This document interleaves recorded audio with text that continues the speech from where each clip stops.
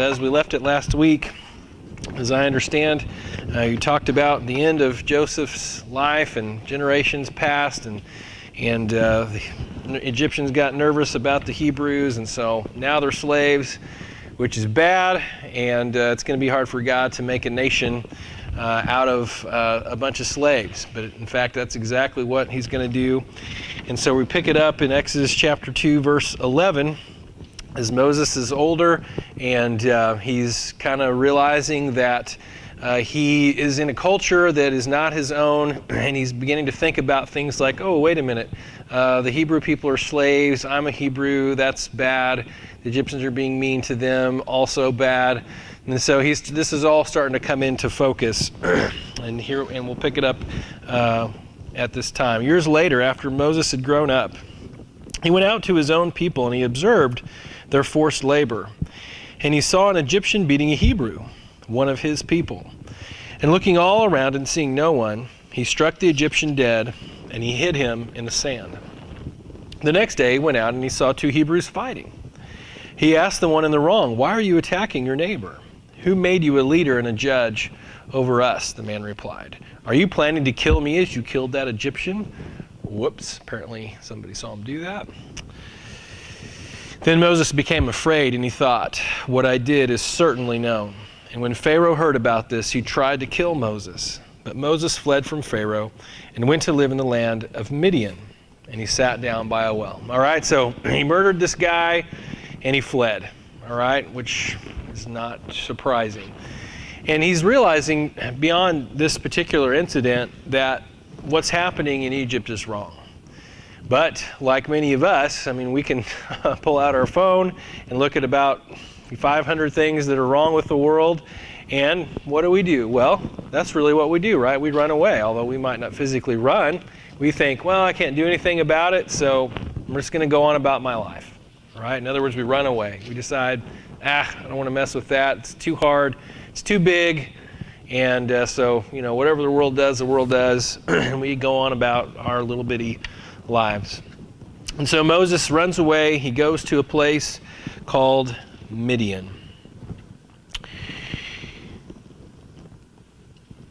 Now the priest of Midian had 7 daughters, and they came back to draw water and fill the troughs to water their father's flock. And some shepherds arrived and drove them away. But Moses came to the rescue, and he watered their flock. And when they returned to their father Reuel, he asked, "Why have you come back so quickly today?" And they answered, "An Egyptian rescued us from the shepherds, and he even drew water for us and watered the flock." Now remember, Moses grew up Egyptian, so he's going to look kind of Egyptian, all right? So even though he's a Hebrew by birth, once the princess swooped him up out of the water, I mean, he got brought into that culture. So when you read that, don't be confused by that, all right? He's really an Egyptian, all right? I mean, that's how he probably got the weird facial things going on with that. He's probably got some stuff shaved that Hebrews tend to not shave. And so that's why they're saying, oh, this Egyptian rescued us. And he even drew water for us, and he watered the flock. So they told him what this Egyptian man had done. "So where is he?" he asked his daughters. The question that every good father asks when a fine young man is involved in a situation. But we'll just leave it there so don't embarrass any daughters in particular. "Why then did you leave the man behind? Invite him to dinner." I say the same thing all the time. Well, how come we didn't invite him to dinner? But I don't know. But apparently they did, because Moses agreed to stay with the men, and he gave his daughter Zipporah to Moses in marriage. Well, so that ended up pretty good for him, really. She gave birth to a son whom he named Gershom, for he said, "I have been a foreigner in a foreign land." And I always read this to think, well, he was a Hebrew in an Egyptian land, so he was a foreigner, foreign land. But after I've been thinking about this, it could mean I'm a foreigner, like I'm kind of from the Egyptian culture, and here I am, I'm in Midian, and I'm in a strange land. So I don't know, have to ponder that a little bit there. Well, after a long time, the king of Egypt died, and the Israelites groaned because of their difficult labor. And they cried out, and their cry for help ascended to God because of their difficult labor. Now I want us to camp on that for just a minute. Now, when we cry out through prayer, I mean, we know the Bible's clear that God, He always hears us. All right, so it's not a question of, us trying to, say it repeatedly and maybe God will hear us more, or, sending in multiple ways. We might try to text God, email God, pray. Which I don't even know that God has an email address, but we might try all these different things to try to get God to hear us, all right? But the Bible says He hears us. In fact, He knows what's in our heart already. So that's not the issue here, but notice the interesting thing. It said their cry for help ascended to God because of their difficult labor. In other words, because of the hardship that they're experiencing. I've found in my life that is very true. In the times where I'm really in a down place and I'm experiencing a lot of hardship, I seem to sense the Lord's presence more, which is kind of silly, because I should sense the Lord's presence more when everything's going good and I'm upbeat, I'm excited, and I'm in a pleasant emotional state. But in fact, God heard them because of their difficult labor. So God hears us in those tough times, in those hardships. There's something special about that. And it says God heard their groaning. We're in verse 24. And He remembered His covenant with Abraham, Isaac, and Jacob. And God saw the Israelites, and He took notice. Okay, so it's not like, right, it may sound like, oh, God's out up there, playing ping pong with the angels, and all of a sudden they start crying out. That's okay, didn't need that anyway. And He's, in the middle of this important ping pong match with Michael and Gabriel, and all of a sudden it's like, oh, I forgot the Israelites, oh man, they're slaves. How can I let that happen? Okay, so that's not the case, all right? But in other words, as we read this, we're hearing that hey, God's, He's constantly on target. Thank you, sir. He's constantly on target with His plan of redemption, all right? Because remember, this is ultimately about Jesus. He's going to create a nation unto Himself. They're going to fail again, just like Adam and Eve failed, and Noah, and we've been through all that. And so ultimately that's what it's about. And so He's remembering that covenant that He made. And now the time has come for Him to act. Why? Only God knows the time.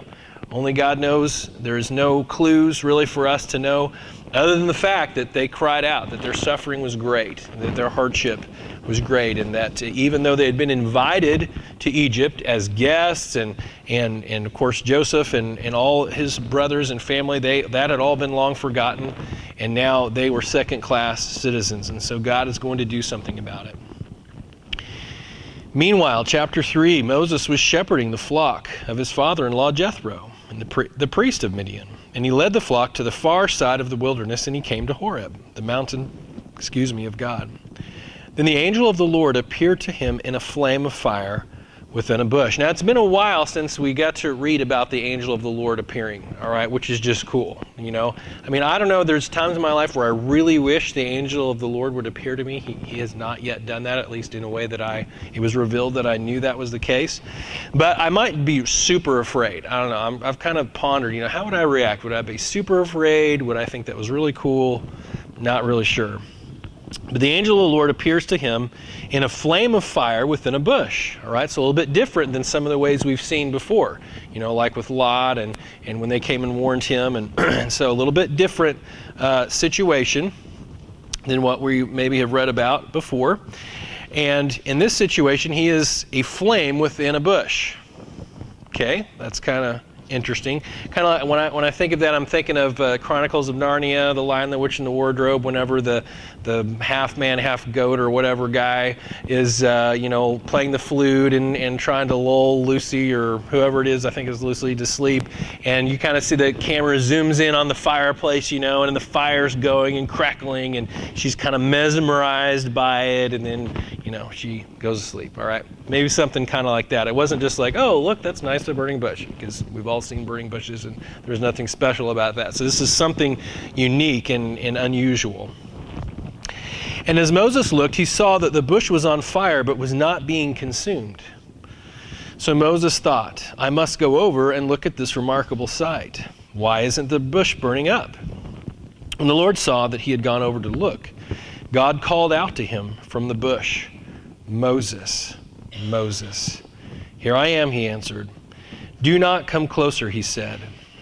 Remove the sandals from your feet, for the place where you are standing is holy ground.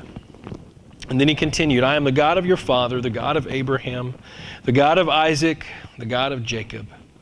And Moses hid his face because he was afraid to look at God. All right, so we definitely get feeling a sense of fear. And the Lord said, I have observed the misery of my people in Egypt, and I have heard them crying out because of their oppressors, and I know about their sufferings. I have come down to rescue them from the power of the Egyptians, and to bring them from that land to a good and spacious land, a land flowing with milk and honey, the territory of the Canaanites, Hittites, Amorites, Perizzites, Hivites, and Jebusites. In other words, it's a land that already has people that are there. The Israelites' cry for help has come to me, and I have also seen the way the Egyptians are oppressing them. Therefore go, I am sending you to Pharaoh. Okay, so I'm sure to this point, Moses is like, yes, this is awesome. Okay, because obviously Moses is passionate about this to the point where he killed somebody. All right, so it's not like he killed somebody and forgot about it. It's like, oh, well, too bad for them, so sad, I'm going to go about my merry way. He just kind of felt like, well, what am I going to do? I'm one guy, and I can't do anything about it. They're all slaves. So I'm sure he's pretty excited until we get to the part where he says, I am sending you. All right? And then if I were Moses and I was standing there, I would have a moment of terrifying thought. I would just be thinking, why me? Why are you sending me? This is bad. What am I going to do? Because Moses is a smart guy. He's probably trying to figure this out. Like, well, let's see. So I'm going to raise an army. I'm going to, I'm sure he's trying to, in his mind, think about, well, how is this going to work? How am I going to do this? And God says, I'm sending you to Pharaoh so that you may lead my people, the Israelites, out of Egypt. But Moses asked God, okay, so here we go. All right, so Moses has thought about this for a moment, and I'm sure the moment seems like it's lasting a really long time.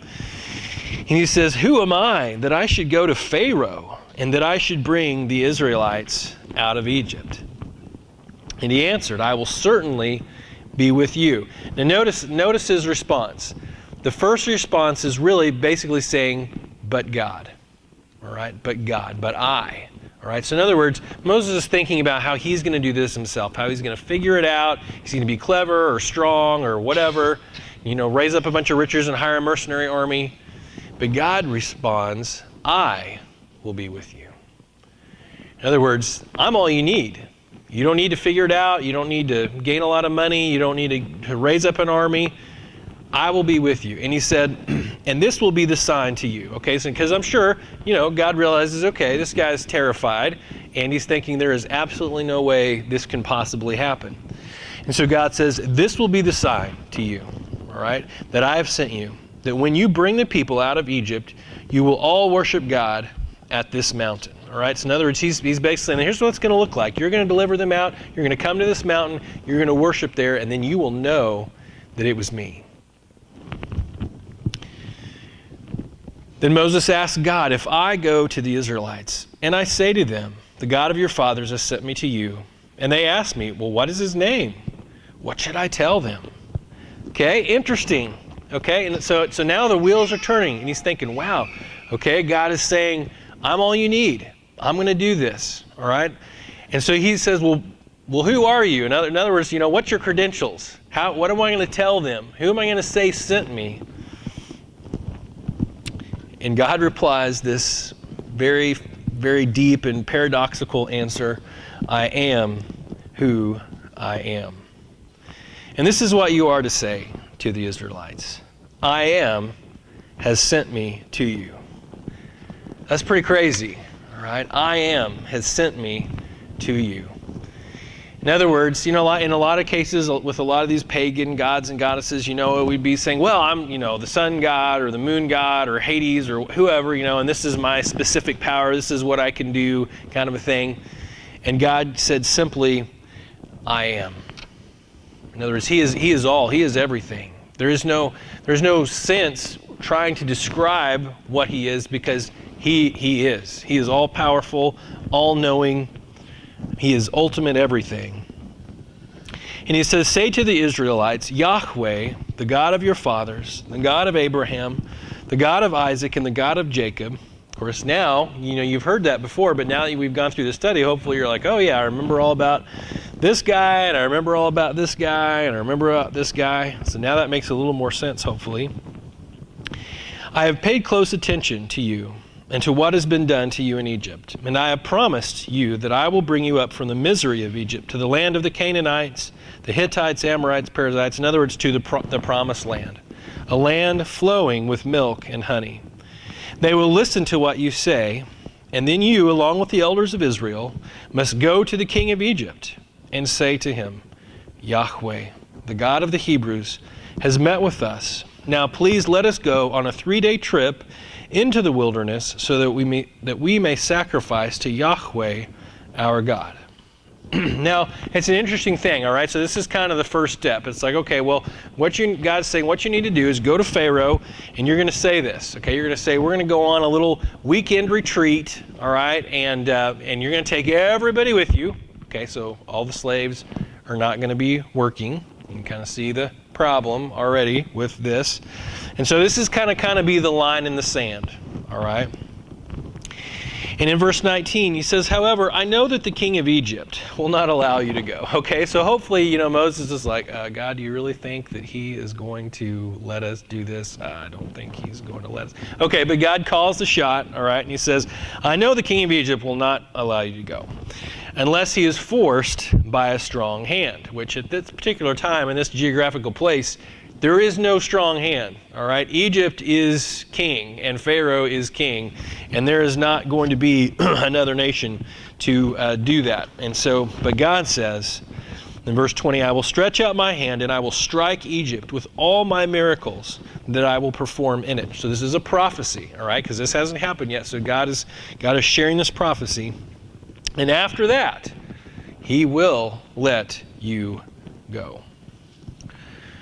And I will give these people such favor in the sight of the Egyptians that when you go, you will not go empty-handed.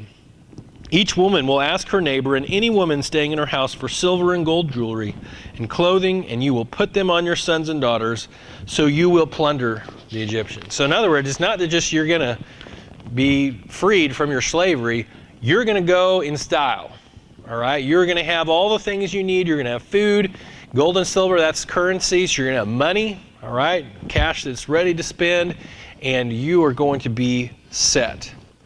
Now, I cannot imagine being Moses at this point. I mean, I would be totally stressed out because even though I believe God, I love God, and I want from as much as I can from the essence of my being to be faithful, I think I would be left standing there after this burning bush experience thinking, this sounds impossible, all right? And I would already be trying to figure it all out in my head, how's this going to work? And, I'd be, even though God said, I will be with you, all right, which should be enough.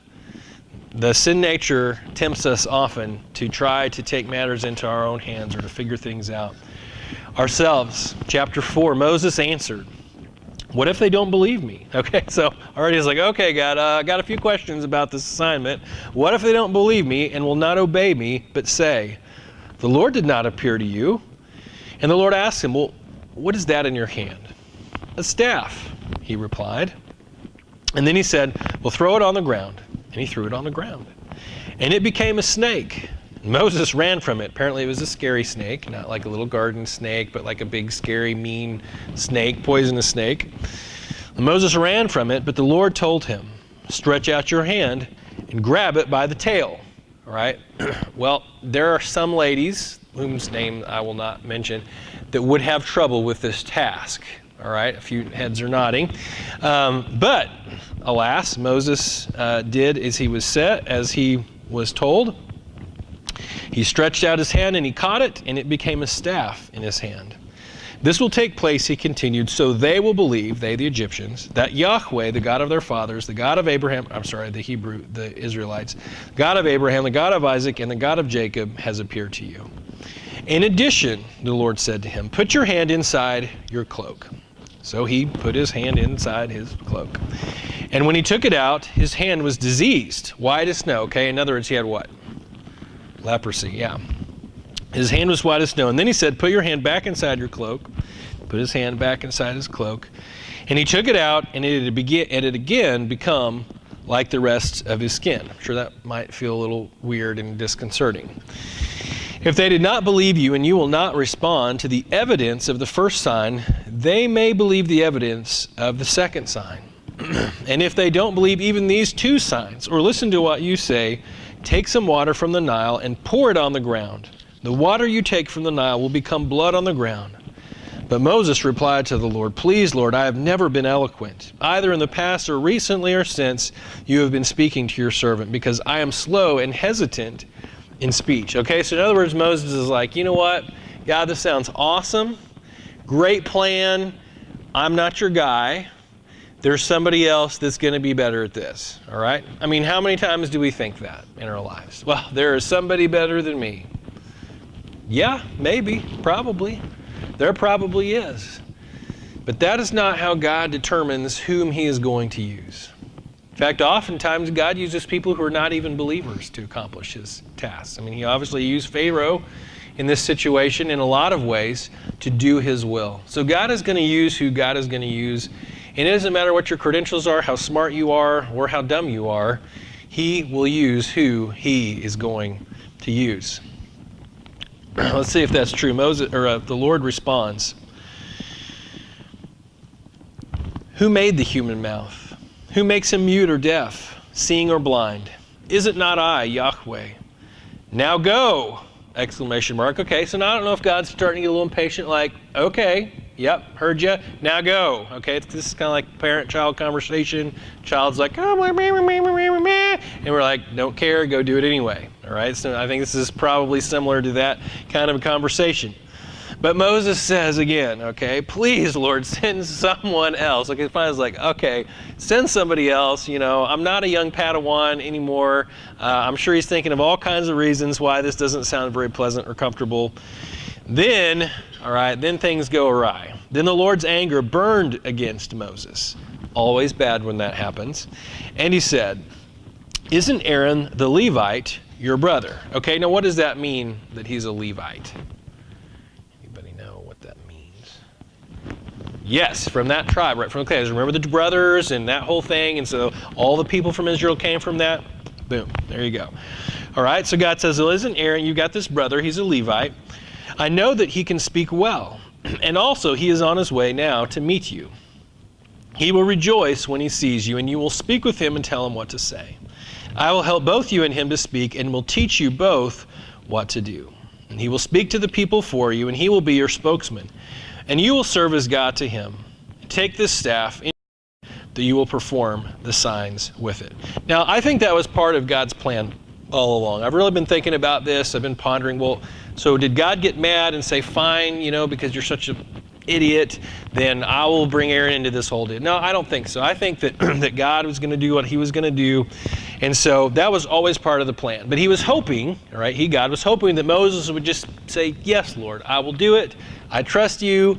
I'm not the best speaker ever, but I will do what you've asked. Okay, I'm sure that's where God became angry, because of his lack of faith and because of his disobedience at this point, because this is like round 3 already of the wah part. All right. So God says, okay, you know, he's going to reveal a little bit more of the plan. Well, I'm not sending you by yourself. I'm going to send Aaron. He's going to go with you. So quit worrying about it. Man up and let's do this thing. Verse 18, then Moses went back to his father-in-law Jethro, and he said to him, please let me return to my relatives in Egypt and see if they are still living. And Jethro said to Moses, go in peace. Now in Midian the Lord told Moses, return to Egypt, for all the men who wanted to kill you are dead. And so Moses took his wife and his sons, put them on a donkey, and returned to the land of Egypt. I'm sure the wife was thrilled at this point to be on a donkey, because that's always a nice way to travel. And it was nice of him to go to his father-in-law, because basically saying, hey, I'm going to take your daughter and your grandkids, and we're going to go far away. But he, you know, obviously the Lord opened the door. He says, go in peace. They pack everything up. They head out. They go back to Egypt. And Moses has God's staff. Verse 21, the Lord instructed Moses, when you go back to Egypt, make sure you do all the wonders before Pharaoh that I've put within your power. but I will harden his heart so that he won't let the people go. And then you will say to Pharaoh, this is what Yahweh says, Israel is my firstborn son. I told you, let my son go so that he may worship me, but you refused to let him go. And now I will kill your firstborn son. All right, so this is going to get kind of personal, all right, with Pharaoh. God is obviously very displeased with what the Egyptians have done. Because here, I mean, if you think about this whole situation, God sent these people, the Israelites, to the Egyptians to save them, all right, because they were going to die in the famine too. And in fact, because they were all clustered together more closely, because they were a more developed civilization than a lot of the rural peoples, they were probably going to get it worse than everyone else. So God has saved them, all right? And now how have the Egyptians repaid God? By making his people, God's people, slaves, all right? So I'm sure that it is personal at this point. And God is taking it personally. And Pharaoh is about to experience that, and it's going to get very personal. And so God is going to bring about the consequences, because sometimes, if we don't understand the backstory, we can just think, oh, well, God's just a big, mean God, and he only loves the Israelites, and he just, thrashes and destroys everyone in his path just because he feels like it and because he can, okay? Because he got tired of playing ping pong with Gabriel and Michael. But that's not the case at all. This is the punishment that Pharaoh has earned himself. And now all of the people of Egypt who are guilty because they have benefited on the backs of the Hebrew slavery, the Israelite slavery, they are all going to suffer in God's judgment. On the trip at an overnight campsite, it happened that the Lord confronted him and sought to put him to death. So Zipporah took a flint, cut off her son's foreskin, and threw it at Moses' feet. Then she said, "You are a bridegroom of blood to me." So he let him alone, and at that time she said, "You are a bridegroom of blood," referring to the circumcision. Now the Lord said to Aaron, "Go and meet Moses in the wilderness." And so he went and he met him at the mountain of God, and he kissed him. And Moses told Aaron everything that the Lord had sent him to say, and about all the signs he had commanded him to do. I'm sure Aaron's thinking, okay, what kind of mushrooms have you been eating? And where did, I'm sure that he's just kind of like, I don't know, this sounds pretty crazy. But apparently, I guess Moses was a person of integrity at some level, because what does it say? He said he went and assembled all the elders of the Israelites, and Aaron repeated everything that the Lord had said to Moses. So, that's a pretty good guy. He performed the signs for the people believed, and when they heard that the Lord had paid attention to them, and that he had seen their misery, they bowed down and they worshiped. All right, and we're running out of time, so I'm going to wrap it up. Moses is going to confront Pharaoh, and there is going to be a huge showdown. I want to read just the beginning of this. It says, "Later Moses and Aaron went in. They said to Pharaoh, 'This is what Yahweh, the God of Israel, says. Let my people go, so that they may hold a festival for me in the wilderness.' And just as God predicted, Pharaoh responded, 'Who is Yahweh, that I should obey him by letting Israel go?'" Now I want you to think about that statement in contrast to what the Pharaoh said years past. Remember about Joseph, and he said that surely this God is real. Surely we should worship him and acknowledge him, because he has given Joseph the interpretation of these dreams, and he has saved us. An amazing thing, all right? But now, obviously, this generation has completely forgotten the power of God and what happened. And he says, "Who is this Yahweh, that I should obey him? I do not know anything about Yahweh, and besides, I will not let Israel go." And then they answered, "The God of Hebrews has met with us. Please let us go on a 3-day trip." And so the siege begins, the drama begins, the judgment begins, and the exile that Israel has experienced as Egyptian slaves is about to end. And that's where we will pick it up for next week. Let's pray together. God, we thank you that you have worked all of these things out according to your purposes, because it tells us that you have a purpose for us, that you have a purpose for humankind. And that, Lord, the accomplishing of those things in our life is not dependent on how smart we are or good looking we are, how tall or healthy or young or old or wise or foolish we are, but it has to do simply with you. For you are the I am. You are Yahweh. You are all-powerful, all-knowing, all-wise. And so, Lord, as we consider this and as we look around at all the challenges that we perceive in our life, and we feel so small sometimes, or maybe all the time, we feel like our life is insignificant. We feel like we can't make a difference. We can't have an impact. Lord, we know that that is a lie. You have taught us that. If not any other time in these last 30 minutes, you have taught us that through your word. So God, I pray that we would step away from your teaching, understanding that we have value because of you, because of who you are, not because of who we are or what we can do, but because you are the I am. And God, I pray that this week we would be faithful in our quiet times, that we would be faithful in our evangelism, faithful in our discipleship, faithful in our studying of the Word, that others would know us, know whom we belong to because of our faith, because of our actions, because of our walk. God, we pray that you would speak to us, that you would work through us. In Jesus' name we pray. Amen. Thank you guys so much.